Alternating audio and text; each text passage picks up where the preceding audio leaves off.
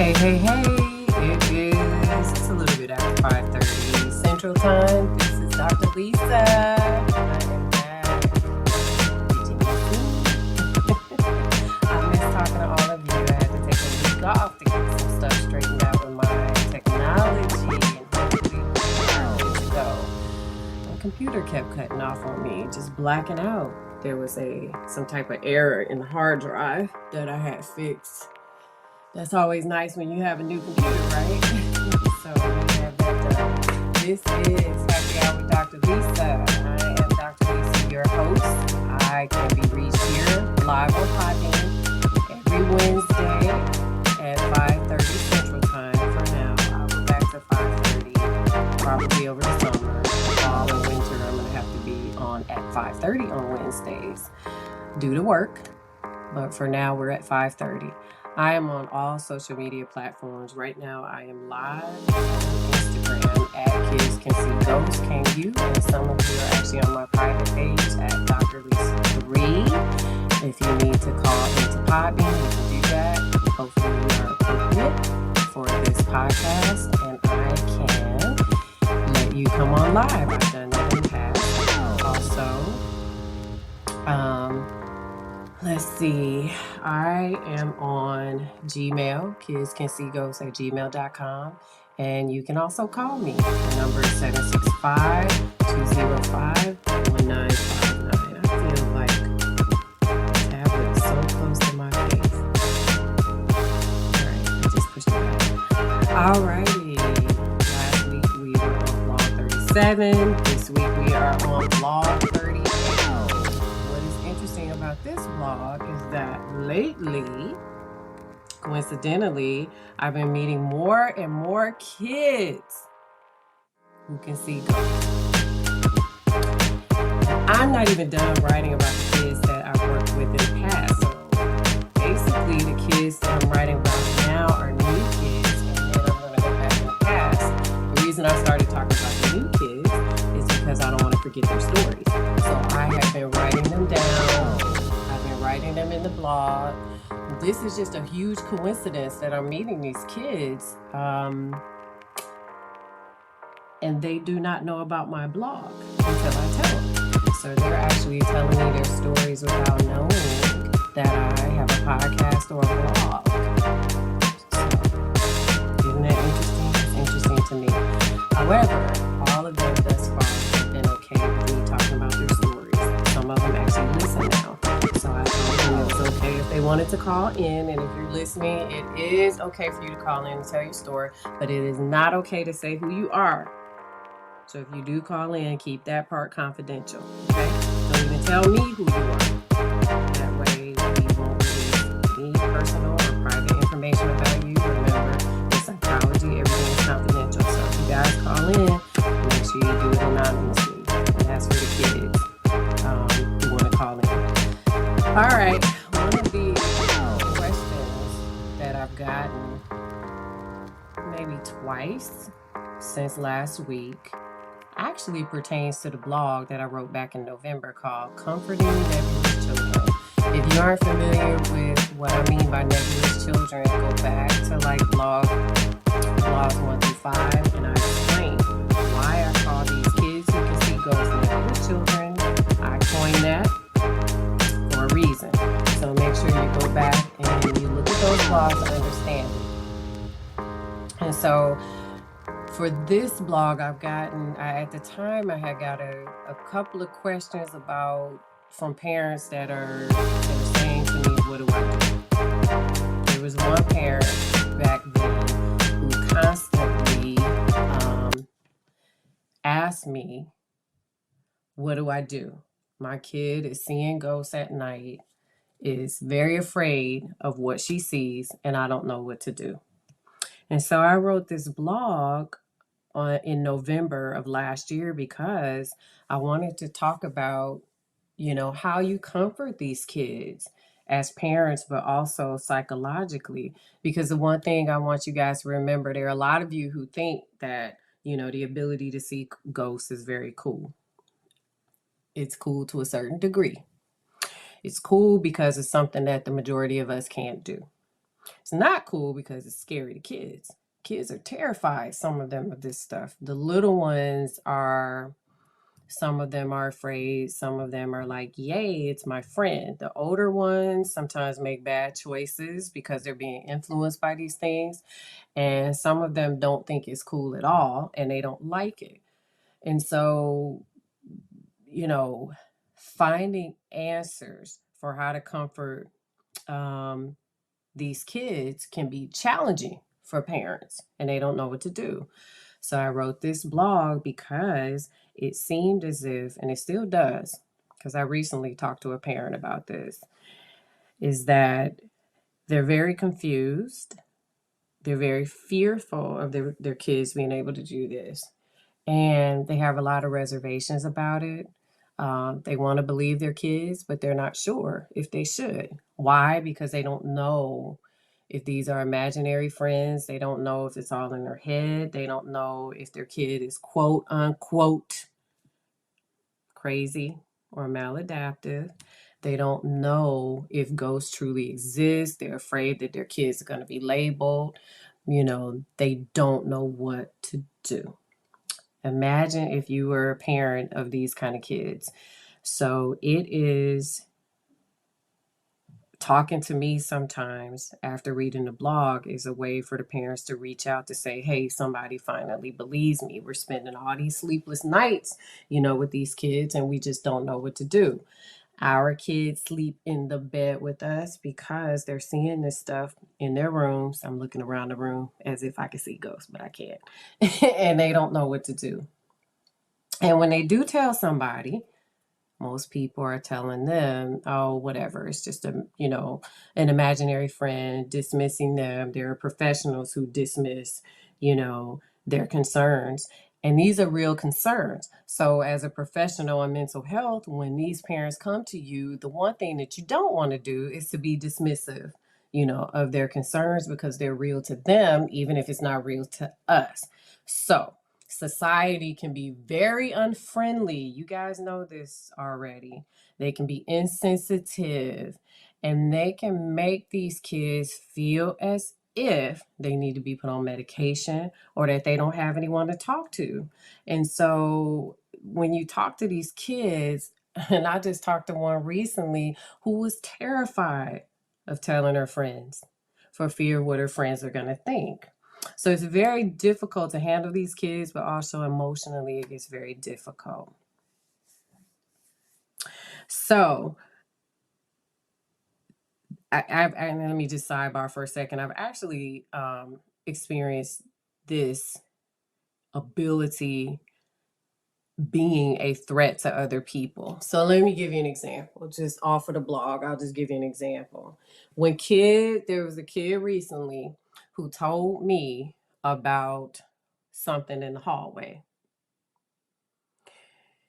But if I tell other people, sometimes they ask me if I can see the future or if I'm psychic, and I say no.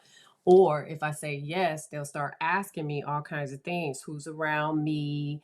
Um, do you see my deceased grandmother? Stuff like that. And so it becomes a threat, not just to other people, but to these kids, because sometimes when these kids say no, they get threatened. Isn't that different? They get threatened. They get threatened with, well, I'll tell your mother, I'm not going to be your friend. Um, you need to go to a psychiatric hospital. And so these kids tend to internalize what they actually experience. On the other hand, other people can feel threatened. Not everybody can feel threatened because they don't know how these kids are going to react, especially with saying, hey, I can see something around you that you can't see. And I've had that happen to me many times where the kids told me that, it just happened recently. So some of these kids wind up internalizing their feelings. They internalize them. So most recently, there's a female who told me she can see ghosts, and she internalizes all of the negative experiences that she has with telling people. And so she's a sad little girl. So other people have become a threat to her. For parents watching their kids decline, I've heard, no one prepared me for this. Sometimes I think, yeah, you're right, because nobody prepares you for this in graduate school when you're in psychology, so I get it. The type of circumstances that surround having these kids is troubling the parents because most parents want the best for their kids. They love their kids and they just don't know what to do. And like, I don't know what to do with my kid who can do this. How do you support something that you can't see? And that's a legitimate question. And actually, it was something that I had to learn too, because the opposite of my hair is driving me nuts. The opposite of that is when these kids come to you for mental health services, how do you treat something that you can't see or understand? So I had some of the same early experiences as the parents. And so one of the things that I had to do in my own field, sciences, is to learn how to wear a shield of armor, which is something that I taught the parents under my care to do as well. Not only do they have a duty to protect their kids, but they had a duty to protect themselves. As many parents would tell me that people in their circle would not either agree with what their kids can do or talk badly about them as parents or their kids. Did that happen all the time? Of course not.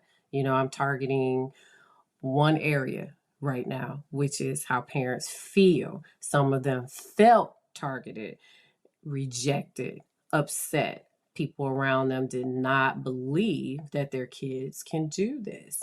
And so sometimes when they would perceive other parents as attacking their child, well, when we all perceive someone attacking our kids, what do? We lash back out, right? So they would do things like, well, I curse somebody out, or I told them, hey, my kid can do this. Don't talk about my kid like that. And it becomes so distressing. So one of the things that I would tell them is you got to learn how to wear a shield of armor.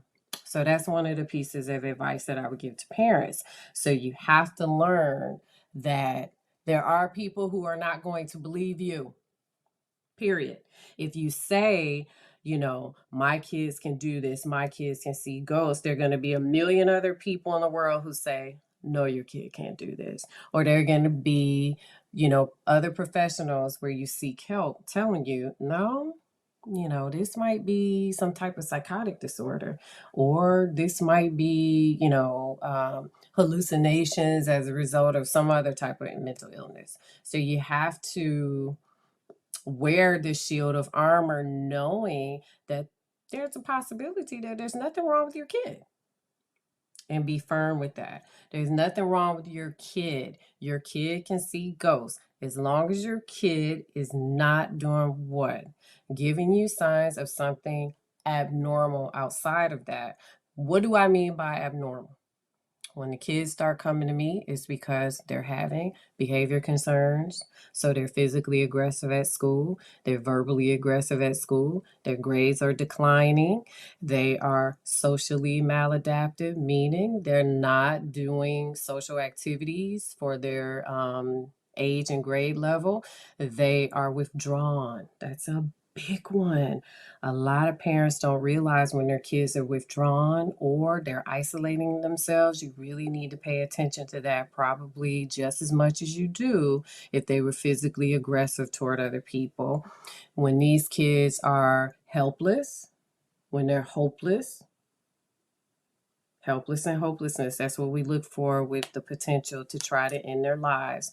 If these kids are hurting other people, if somebody is hurting them, those are the kind of things that you look out for. Those are just a few examples of things that would be abnormal to you as a parent in reference to your kid. And that is when the kids start coming to me, because you don't forget about the mental health component along with the ability to see ghosts. Now, I've met plenty of kids who see ghosts and they're like, I'm good. Just random kids recently who are not kids that I'm working with in psychology or on my caseload. These are random kids and they're like, I saw a little boy yesterday, but he wasn't really a boy. Well, what was he? Well, he was a ghost. I can see through him. And I've seen him before, and it's kind of like, oh, okay. Well, is that what we're talking about? Yeah. I just want to be around you and tell you about it. Okay. Well, this is not for that one person. For example, it's not someone on my caseload, but I was there to listen. And that's what you have to do. So you know when to defend yourself and your kids. Wear that shield of armor and understand that it's absolutely okay to do that. So there are people who will say to me, for example, you talk about kids that can see ghosts, but that doesn't really exist. And I always say something like, well, how do you know? Who made you the expert? Who are you to tell me what I've experienced in psychology? These are my experiences over 20 plus years. It has nothing to do with trying to prove to the public that this is true. It is true. And it's absolutely what happened to me along my journey with working with children. And it's still happening. So you don't have to necessarily be open to negative feedback. How about that? Because I'm not. When your kids tell you that they can see ghosts, I want you to stay on topic. I don't want you to cut them off. I don't want you to say, nope, that's your imaginary friend. I don't want you to disregard their feelings. It is very hard to tell people they can see ghosts. It is also hard for parents who can see ghosts for them to say it as well. And then it's hard to seek out people who can help treat these kids. And one of the common mistakes that I found with the parents of nebulous children is that they would go off on a tangent when these kids were trying to talk to them about it. I can tell you there was one parent in particular who I'm thinking of a long time ago. Every time her kid would talk about it, about his ability to see ghosts, she would cut him off and say, can you see grandma? Or can you do this? Or did you see my uncle? Or are they in here now? Or, and the kid is like, I'm just trying to tell you my story. I'm trying to tell you my story. And in trying to tell their story, they were cut off. This kid in particular was cut off quite a bit. And so when you do that, you are dismissing their story or their feelings. When people do that to you, do you like it? I hate when people cut me off. I have someone right now in my life who cuts me off all the time. It drives me insane. These kids you need to listen to because they can't go out and tell everybody that they have this ability. And I actually train the kids not to go out and tell everybody because of the ridicule that they'll get. And so one of the ways that you can help your child is by active listening. Stay on topic. Don't forget that some of this is very scary to the kids. If they're openly talking to you about their feelings in general, not just the ability to see ghosts, but their feelings about sexuality, their feelings about race, their feelings about school, you want to be open and listen to them. As long as they talk to you about their feelings, they're doing a good thing. I tell kids all the time, kids who don't talk make me nervous. Psychologically, they make me nervous. And they make me nervous because I don't know what they're doing with their feelings. And sometimes they are doing things that are inappropriate to cope with their feelings. So when kids start talking to you guys, I want you to listen, be engaged, be concerned, ask questions. When the child told me recently about a little boy that was seen in the hallway, I said, really? What did it look like? I want to feel like I'm there. I always do this. The kids know the ones that I work with now, I go, I want to feel like I'm there. Just tell me. And they're like, oh, okay. When he was little and he had on this and he turned in a circle. And when he turned a circle, yeah, well, what was he turning a circle for? I don't know, but he kept turning a circle in the hallway. He had on shorts. It looked like he was looking at something. Looking at what? What did you see up there? Nothing. It just kept looking up. You want to get into their story. And the more engaged you are, the more they will tell you. This is what I say to women about men too.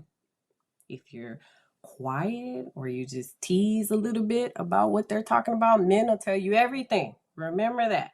They claim they don't talk, but they do. So be a good listener, ladies. Children are the same way. Okay. They get distressed. So this one started talking about it because this one was running from it in the hallway saying, it's following me. It's distressing. I don't know what to do. I need help. I hate telling people this because they don't believe me. So I tell you a funny story about my own kids. Because, after all this stuff, I watch my kids, right? I used to. They're older now for little stuff like this. So my two little babies always talked about a Mr. Chicken. Mr. Chicken went to Florida with us. Mr. Chicken is in the backyard. Mr. Chicken moved back to Illinois with us. And I was like, oh boy, now let me assess if this is an imaginary friend or if one of my kids can see ghosts. Lord, please don't let them see ghosts because I deal enough with that, in my work environment. So I found out Mr. Chicken is just this imaginary chicken. Okay. So I was able to get rid of Mr. Chicken. But when Mr. Chicken moved to Illinois, I said, what is he doing in Illinois? My kids were little. They were like, we don't know, but now he has a girlfriend. A girlfriend? Well, what does she look like? She's a chicken. Duh, I should have known that, right? Mr. Chicken had a girlfriend that was a chicken. Okay, well, what's this girlfriend look like? And my daughter's like, well, she carries a purse and it's pink. And I'm like, oh, okay. Well, where is she going? To see Mr. Chicken, her boyfriend. Oh, okay. Well, then I'm like, well, what do they do together? Because, kids are online and stuff like that. So the point is, I look back and it's funny because they were just so little. Mr. Chicken would ride on the back of the car and all that stuff, you know. But what I was doing was really making my kids feel engaged. One day I had to fight Mr. Chicken, for example. I was like, Mr. Chicken's not allowed in the house anymore. He's not. I think he's trying to come in here. He's on the deck. And I'm like, okay. So me and Daddy would go outside and we would have a talk with Mr. Chicken and the kids were just watching. So if you really get into it, and believe me, older kids are the same way. If they start talking about ghosts, really get into it. Like, well, what did he have on? I recently talked to a young man who could see ghosts. And so one of the things that I said was, and I'm actually going to talk more about this in my blog next week, not this week. I already wrote the one for this week, but next week I talked about this. I said, it was a man. Okay. Where was he? In my bedroom? Well, what did he look like? Did he have on black? I just guessed. I didn't really know. Well, yeah, he had on black and he had on this and he just walked across the room and, well, what did he do? What were his eyes looking at when he walked across the room? Well, he looked at me and then he looked at him and then I was just kind of watching and he walked through. Well, did he get in the door? Yeah, he was in our room. Well, did he go out the window? Tell me about it. So if you do that with your kids, it's a catharsis for them or a letdown of emotion because like the little kid I just described, he was very scared of what walked into his room. And by the way, just a sidebar, that was just another coincidental story that I heard, from a kid. And he wound up telling me all kinds of things about this entity that walked through his room just by coincidence. So I know everything, from the time of night to what the stars look like to where his parents were when this thing was in his room. So that's what you want to do. You want to do that. You want to start, talking in more detail with your kids. Stay on topic in order to comfort them. Another question that I get all the time. I actually got this question yesterday and I said, you know what? I'm actually going to address this in more detail on my blog. Parents always ask me, should I talk to my kids about death? My kids are seeing ghosts. Should they go to the funeral? Somebody died. Should my kids go to the funeral? And should I prepare them for it? And should I talk to them about death? And I tell parents and friends of mine, of their kids, who are still parents, but just people close to me, you always want to tell kids the truth. Yes, talk to your kids about death. I'll give you an example of my middle daughter. Now, I'm giving you this example because I also want to show you when you need to cut it off, and I had to cut it off with her. She wanted to, we do like these conversation cards at dinner. And I don't remember what the conversation card was, but it has something to do with something, remembering things, something like that. And she's a daddy's girl. And she said, I always want to remember my dad. And I kind of looked at her like, where's this going? What's happening here? And she said, I love my dad. And I said, I know you do. And she said, she looked at him and she said, but he's starting to get gray. And I said, oh crap. Where's she going with this? What are we about to say? And she started to cry. And I said, honey, what does gray? What do you mean? Why is that making you cry? She could barely talk. She said, because when your parents start turning gray, it means they're getting old and they're going to die. And I was like, well, wait a minute. This conversation took a whole 360. I said, well, wait a minute, sweetie. And my husband said to her, well, sweetie, I'm still here. And she said, but you're getting gray now. So that means you're going to die soon.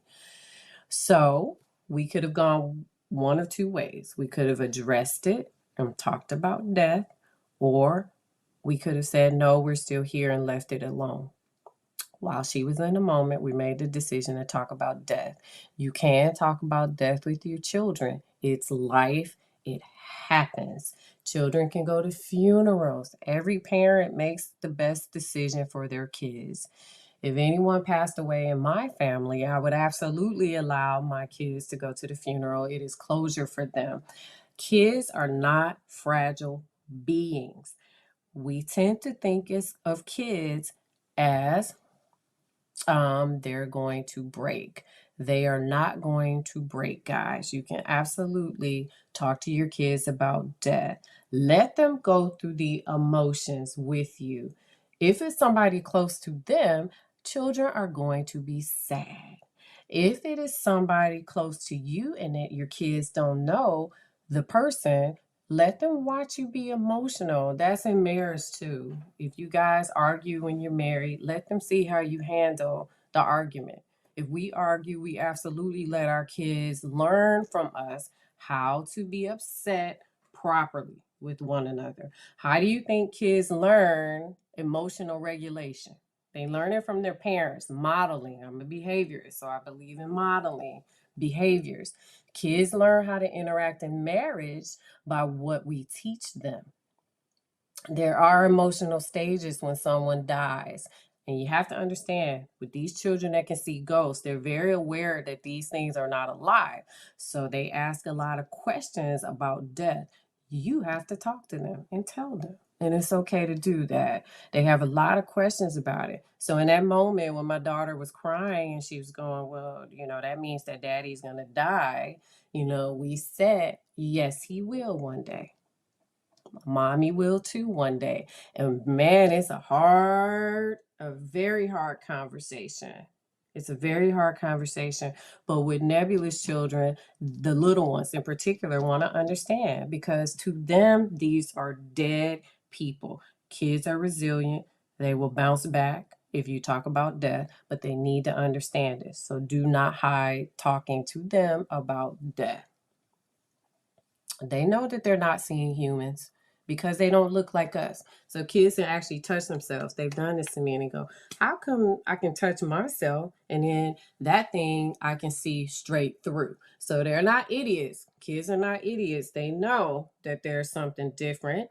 And if Sometimes these things actually talk to kids. So they'll say, hey, I am your grandfather. And the kids will go, well, wait a minute, my grandfather died. So how are you my grandfather? I'm like, I'm your grandfather's spirit. You need to address that stuff pending your religion, because it may not be true from your perspective due to religion.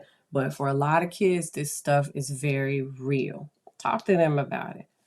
Face your own fears. Sometimes our fears are just unbreakable. We fear a whole lot of stuff. We fear roller coasters. We fear ghosts. We feel, heck, I don't like rats. I fear those things. Fears are irrational. Fears are irrational. We work ourselves up. We get a whole lot of anxiety over things. It's irrational.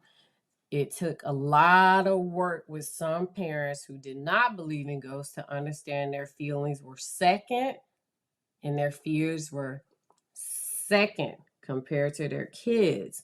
Focus on your kids. These are your children's experience. If you are apprehensive or dismissive of their encounters, then you are in that category of, I'm just not dealing with it. And I don't like that psychologically, because your kids are dealing with that. So their ability to see ghosts is not a tragedy, but it can be traumatic. It's not a crime. They've done nothing wrong. You don't need to discipline them for this. And yes, I started hesitating because I was going to tell you about a situation where I knew a parent who actually disciplined a child in front of me for saying that they could see ghosts, but I decided not to harp on the details of that. But she did, and it bugged me, and we had to deal with that. That can be damaging to your relationship. My thing is, you always want your kids talking to you. The minute they shut up, you need to get scared. So if your kids are telling you these things, talk to them. Sometimes as you don't need a psychologist. As parents, you can discern whether or not your kids is telling the truth. Use your instincts.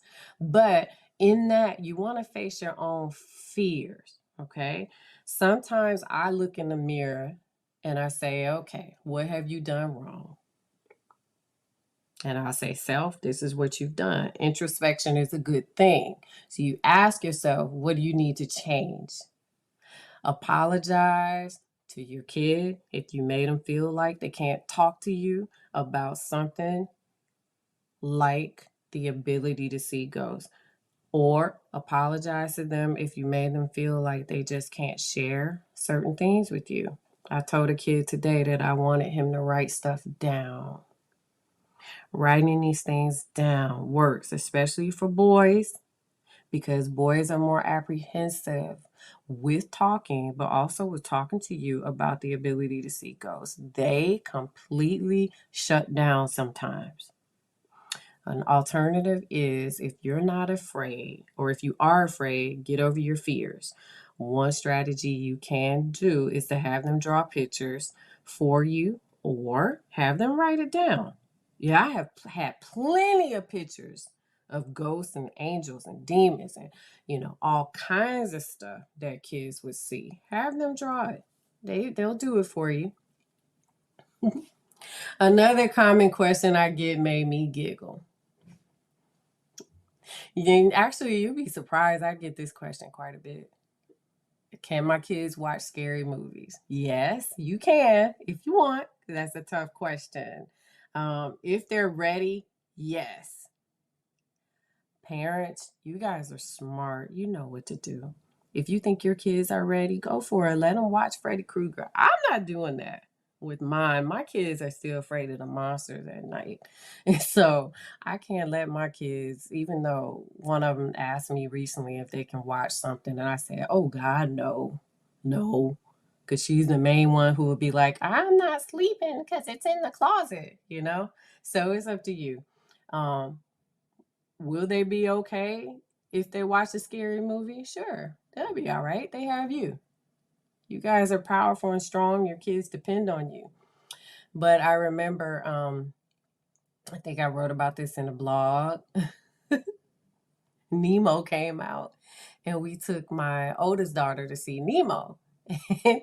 And back then when it came out, she must have been, I don't know, it come out in like 2003. So she must have been like 3, no more than 4. And she was so excited to go to the movie. And we walked into the movie theater, paid for the tickets. And back then they would have the display of the characters. So they had Bruce the Shark in the movie theater, and she walked up to Bruce the Shark and she said, "No, I don't want to go in there and see that." She was like, "No, no, mommy, no, no." So clearly she wasn't ready to go see Nemo, right? Ironically, when she was a little bigger, she couldn't get enough of watching Nemo. And we were like, that's what we tried to get you to do when you were like, she may have been a little older, like 6. And so at that point, the judgment was we just need to leave the movie theater because she was hysterical over Bruce the Shark. One of my kids wanted to watch The Sixth Sense, where the little boy said, "I see dead people." It's like, heck no.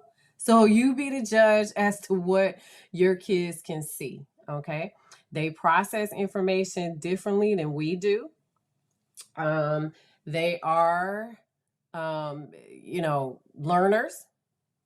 They can take it if you do it, but it's up to you. And that's the position that I give to parents. Now, sometimes nebulous parents will ask me for a good movie to watch with their kids so they can both better understand this ability to see ghosts. And so if you know me, you already know which movie I recommend. It's The Sixth Sense. It's a really good movie. That little boy in that movie is almost identical to a lot of the kids that I've worked with that can see ghosts. I tell the kids, watch the little kids, watch Scooby-Doo and Casper and, Monster House, those kind of things. The little kids in Monster House remind me some of the kids that I've worked with as well. I wouldn't let them see the stuff that's just too scary. Like, even though I have some experiences in St. Louis with The Exorcist movie, you can't pay me to watch it. I will not watch that movie. So I have my limitations too. Let me tell you this. There have been several teenagers who've said they've watched scary movies and then they looked up and they saw the character in the corner or walking across the room. One kid in particular told me they were watching Nightmare on Elm Street with Freddy Krueger. And he looked up, and I'll never forget this, and he said going down his hallway, he saw Freddy Krueger like the ghost. It was a ghost, walking down the hallway to the bedroom, like had on Freddy Krueger's gear, scared the crap out of this kid, ran out of the house. So I want you to keep that in mind with some of the older kids. Now, I don't know if that always happens, but I've had a couple of them tell me that that has happened, that they've shift changed and whatever they're watching, Jason or whatever, the ghost would appear like that. Then I want to warn you too that a lot of the other kids have said, "Yeah, I watched that stuff, but it's not as scary, compared to what I see. It's not as scary watching movies as compared to what I see." All right, last but not least, from this blog, we talk about prayer. I've said so many times, guys, that it doesn't matter what you believe in or if you believe in prayer or not. Children in general can be afraid. Nebulous children in particular get very fearful of seeing ghosts sometimes, okay?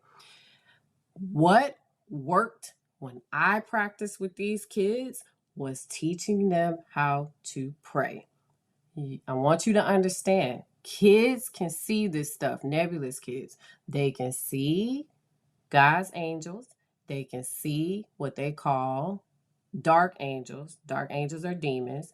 They also know when white angels are not of God. These kids have taught me things and the differences. And they've told me don't get fooled by white angels that are around thinking that they're of God, because they're not, because demons can glow white too. So it gets confusing.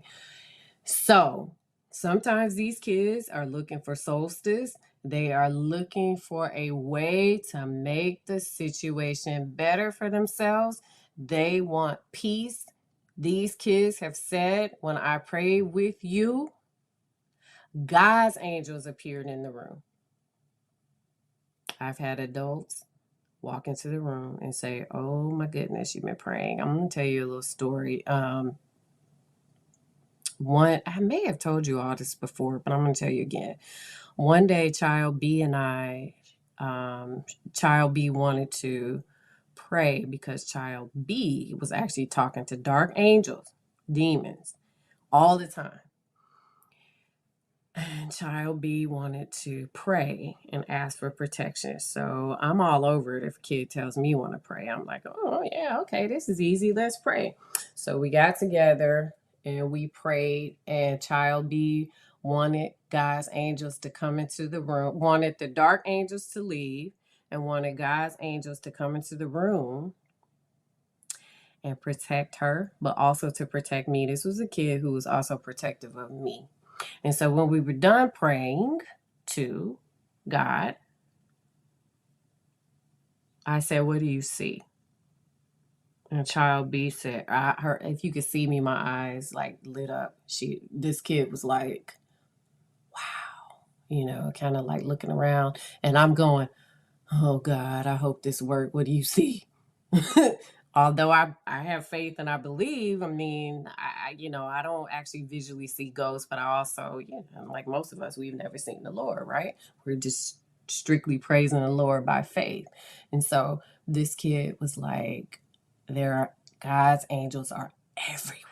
And I'm like, really? And she's like, yeah. So we were the only two in the rooms, right? Child B's mother comes into the room and parts open the door, like, and stood there. I'll never forget it. And she said, "Oh my God." And I was like, "What?" Hoping that what child B had said to me was true.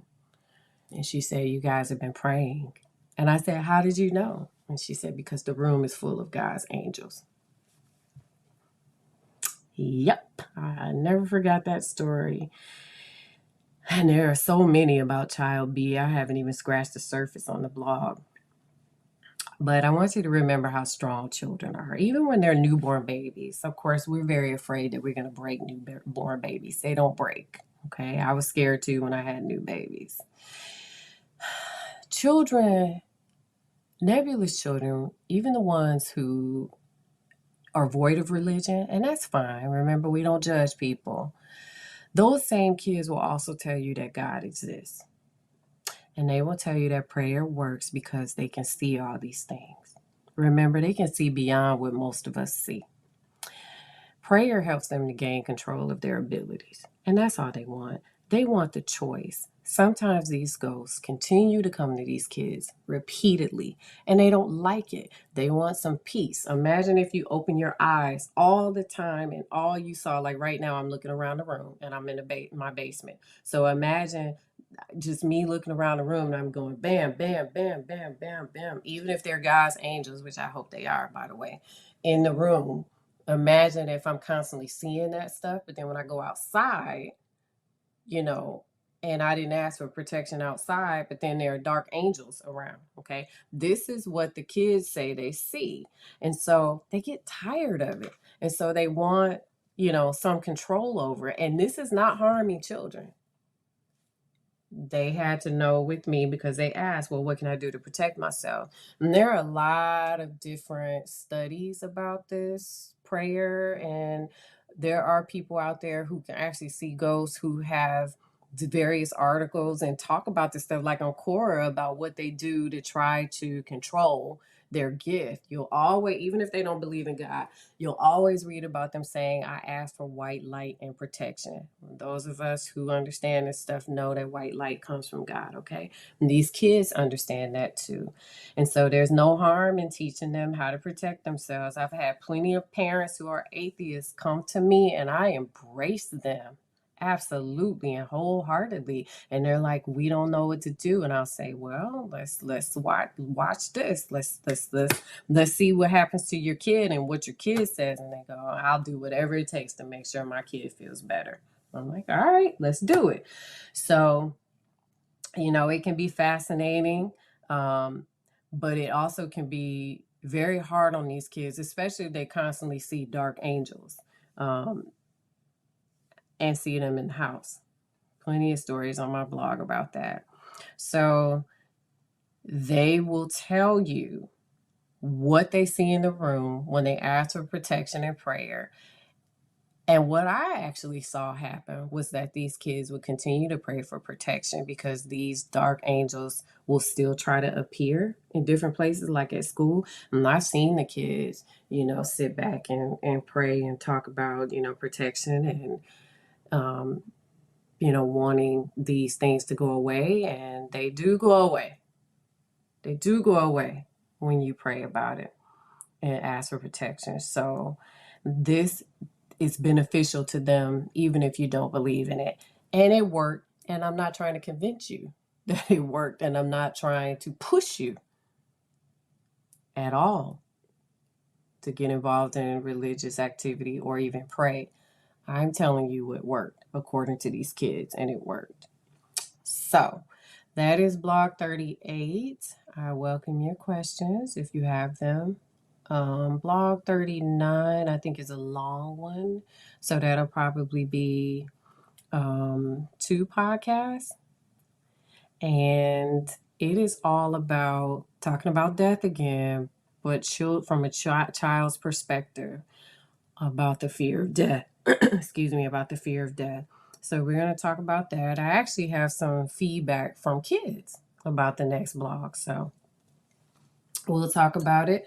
You guys have a great up and coming week. My blog on Friday, this Friday, is all about anger. I've had some questions from parents about anger and some individuals that I actually work with now about childhood anger. So I decided to address it. I am seeing a lot of kids lately that are extremely angry, some of them violent angry. So we're going to talk about anger. I believe we are on blog 53. Go figure. You guys actually, if you haven't read the blog, you should read it because blog 52 is about ghosts or sleep paralysis. And that was a popular one. I received immediate feedback on that one. And I've been meaning to do a blog on sleep paralysis because there are so many questions that come in even in person about sleep paralysis. So I decided to talk about it, but we will definitely get into, a child's fears about death coming up in that next blog. So we're working our way on up, and I keep writing. So thank you so much for joining me. Hey, you guys have a good rest of the week, and I'll see you later.